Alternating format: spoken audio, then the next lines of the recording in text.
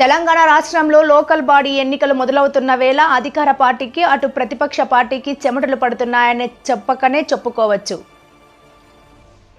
అధికార కాంగ్రెస్ పార్టీ ఎన్నికల ముందు ఇచ్చిన 6 గ్యారంటీలను నెరవేర్చే ప్రయత్నంలో ఎన్నో కసరత్తులు చేస్తుంది. తెలంగాణ కాంగ్రెస్ అటు బీఆర్ఎస్ పార్టీ లోక్సభ ఎన్నికల్లో కనీసం బోనీ చేయలేని పార్టీగా మిగిలిన రాబోయే లోకల్ బాడీ ఎన్నికల్లో కొంత ఊరట లభిస్తుందనే ఆశతో ఉన్నట్టు ఉన్నారు ఆ పార్టీ నేతలు.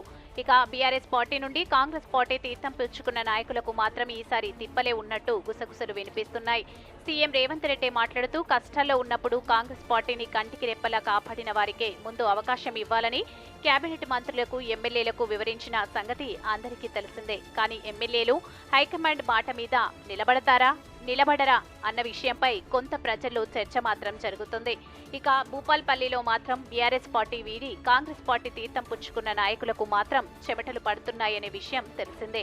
ఒక్కసారి ఎమ్మెల్యే నోటి నుండి పేరు వచ్చినా ఎమ్మెల్యేతో ఫోటో దిగినా చాలు అన్నట్టే వ్యవహరిస్తున్నారు. ఎమ్మెల్యే చేస్తున్న ఏ కార్యక్రమమైనా వాళ్లే ముందుంటారు. ఇక కొంతమంది నాయకులు మాత్రం టికెట్లు రావని తెలిసినా ప్రజల్లో వ్యతిరేకత ఉన్నా ఎన్నికలు వస్తున్నాయని ఎమ్మెల్యేను బ్రతిమిలాడి మరీ ఆయా వార్డు ప్రజలను మరీ ముఖ్యంగా ఆకర్షించడానికి మహిళల ఓట్ల కోసం ముగ్గుల పోటీల లాంటి కార్యక్రమాలు చేస్తూ నానా అవస్థలు పడుతున్నారు.